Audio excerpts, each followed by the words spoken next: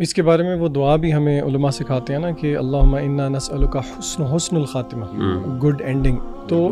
اس کے بارے میں بہت سارے لیکچرز دروس ملتے ہیں. دو باتیں جو میرے اس وقت ذہن میں ہیں وہ میں آپ کے سامنے رکھوں گا کہ ون آف دا تھنگز جو کہ انسان کو حسن خاتمہ دیتی ہیں وہ یہ ہے کہ انسان کی پرائیویسی،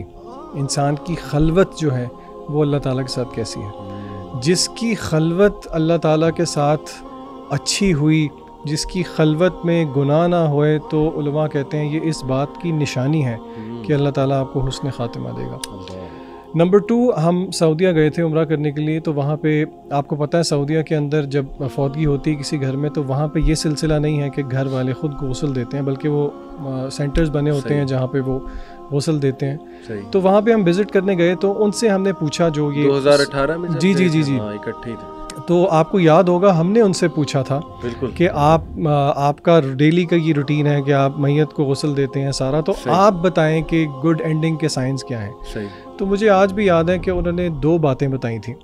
اور وہی میرا دوسرا اور تیسرا پوائنٹ ہوگا. انہوں نے کہا تھا کہ ہم نے دیکھا ہے کہ جو لوگ والدین کی خدمت گزار تھے، بر الوالدین میں آگے تھے، ان کو ہم نے، یعنی کہ وہ ہم نے ان سے پوچھا یہ تھا نا کہ آپ نے کسی کو اسمائل کرتے ہوئے یا بشاشت کرتے ہوئے، تو انہوں نے اس پہ کہا تھا کہ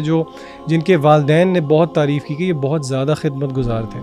اور دوسرا انہوں نے کہا تھا جو فجر کی نماز کے مسجد میں بہت پابند تھے، یعنی کہ نمازوں کو لے کے.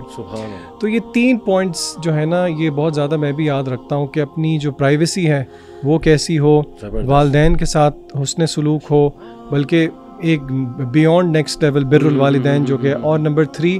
نمازوں کی پابندی، خاص طور پہ فجر کی نماز کی پابندی، کیونکہ فجر کی نماز کی سنتوں کے بارے میں یہ آ گیا ہے کہ اس کی سنتیں دنیا اور ما فیہا جو اس میں ہیں اس سے بہتر ہیں. تو پھر